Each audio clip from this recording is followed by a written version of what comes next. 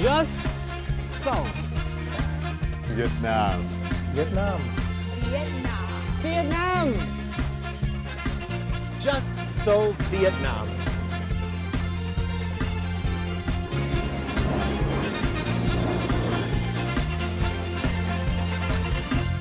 Hello and welcome to Just So Vietnam, a Vietnam travel guide and also a guide to the way of life here.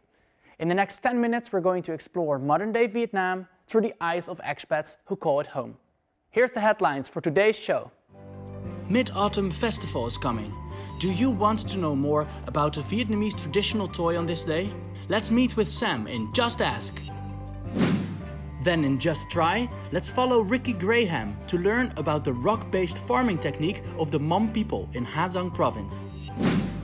And some tips about praying manners in Vietnamese pagodas and temples will be helpful for all travelers in Vietnam. Only a few days left until the Mid-Autumn Festival. We can feel the festive atmosphere on every street. Many questions have been sent to us about this festival. My co-host Sam Patterson will answer a question about one Vietnamese traditional toy right now in Just Ask.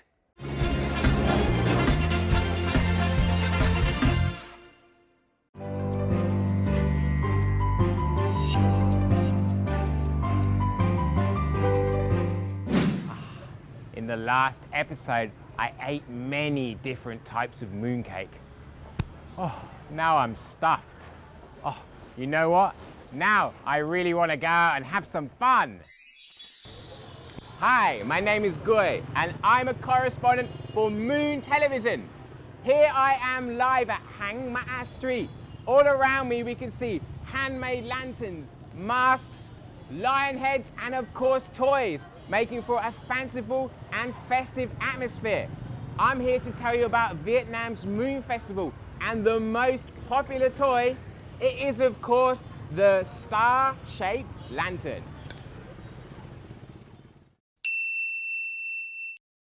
The lanterns are made from simple materials, bamboo, colourful glazed paper and the bark of the jute tree. All assembly is done completely by hand. The lantern frame is made from bamboo splints. After that, it's covered in colourful glazed paper before being decorated with yellow sawtooth ribbons. Spiritually, the lanterns are used to ward off evil and bring good luck and happiness. The main highlight of the Mid-Autumn Festival is a special performance that takes place on the evening of the full moon. Kids use lanterns and wear masks to sing folk songs and deliver fantastic lion dance performances. It's really an exciting show.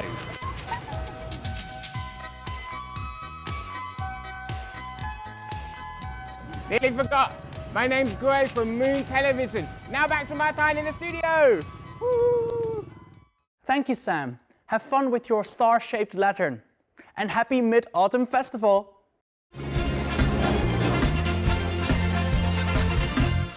Ha Giang is a province in the northeastern part of Vietnam, and it's celebrated for its rocky scenery, mountain passes, and cultural diversity. The beautiful natural scenery here is enhanced by the local techniques of rock-based farming, a clever way of thriving a rocked land by generations of Hmong ethnic people.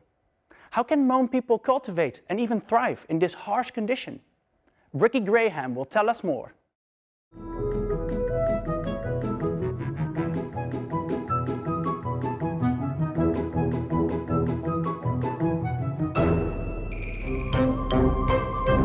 Wow, there's many rocks out here. And as you can see, there's lots of corn growing up from it. Coming in from Dong Van and Mo Vac town, I've noticed a lot of the local people working here in these mountains. This rock-based farming is very special and not seen anywhere else in Vietnam. I'm very eager to learn the unique methods of the Hmong people and understand how they've managed to survive and even flourish in these very hard conditions. The rock-based farming involves 17 ethnic groups in the Dong Van Karst Plateau Global Geopark, growing corn and other crops, raising animals and caring for forests for several hundred years in the harsh, physical karst terrain. It has 4 districts comprising of Dong Van, Mo Vac, Quang Ba and Yen Minh, and 68 communes, all in the one province of Ha Giang. This is my second time in Mo Vac district, and wandering around the villages, I met Za, a Hmong farmer working despite the heat of nearly 40 degrees Celsius. With a lot of questions about how people farm in the rocky terrain, I approached to give him a hand with the workload. Hello, xin chào.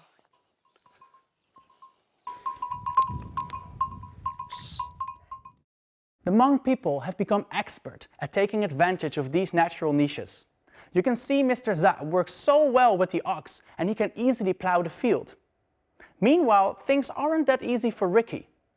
Have you made friends with the ox yet, Ricky Oi?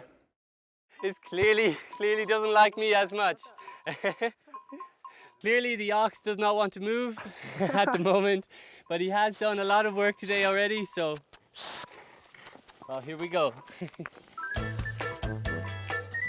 He's very, very strong.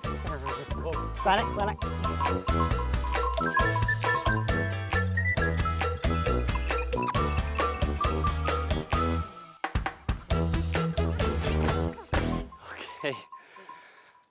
I think this ox definitely doesn't react well to a Westerner in his farmland, and I think if I try too much more, I might destroy his lovely plants and his lovely corn here that he's going to harvest this year. Xin chào Za. Chào anh. So how are you feeling? You feeling tired? Bình thường anh. Bò này cho nó nghỉ, nó nghỉ xong là một lúc tầm khoảng 30 phút là tiếp tục cải lại. So I'm wondering, why is it that you use an ox up here in the mountains, where I've seen in other places they much prefer to use buffaloes? Trâu thì chân to, nó béo thì nó không đi chậm hơn bò. Và cái hốc đá này thì tuần đá thì bò thì nó nhẹ, chân tay nó nhẹ hơn, là đi nó nhanh hơn. Thì thường thì ở đây thì vùng cao ở đây thì nó rét quá, thì trâu thì nó không chịu được, cho nên là mình nuôi bò. My conversation with Zhang helped me understand how harsh it is for people here to farm. 17 ethnic groups in Dong Van Karst Plateau have been growing corn and other crops on these rocky terrains for several hundred years. Along mountainsides with many rock hollows in Mo Vac, it's easy to catch the image of the Hmong women working their rocky fields, sowing corn seeds in the hollows. With the knowledge passing on through generations, the Hmong people here know how to make use of the limited land they have to grow corn on, which they also use as their main source of food. 17 ethnic groups in Dong Van Karst Plateau have been growing corn and other crops on these rocky terrains for several hundred years. But I understand for a tourist like me or Ricky, it would be very tired working under the heat of nearly 40 degrees Celsius. What is your feeling right now, Ricky? If I look left, right, forward or backwards, it's just rocks everywhere, and really sharp rocks at that. And I'm absolutely astonished that people manage to harvest crops in these conditions.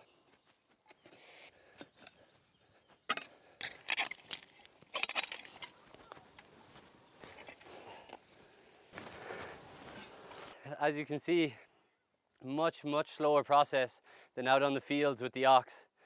It will require much longer, and it'll be much more tiring, much harder on the back, and even more skill. The livelihoods of about 100 households in the region rely mainly on growing corn with only one crop per year. As the hardened soil in the hollows turns unusable during the dry season. But due to the hardships they have to overcome, they have visible vitality and flourishing in the land where water has worn away the softer earth, leaving ravens and hollows.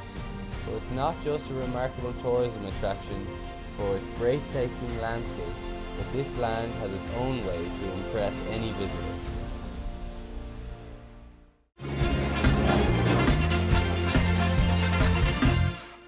Are you a traveler in Vietnam? Do you want to visit temples and pagodas here? Stay tuned, as we've got tips for you about praying manners in these sacred places in our segment of Just Go. In a predominantly Buddhist country like Vietnam, there are thousands of beautiful pagodas and shrines dedicated to the reserved icon. However, when visiting these sacred places, you need to know how a praying manner is. First, try not to wear indecent costumes like dresses or shorts, and don't forget to take off your hat once you enter the praying house. And please whisper in the pagoda, because noises are restricted inside spiritual places. Shh.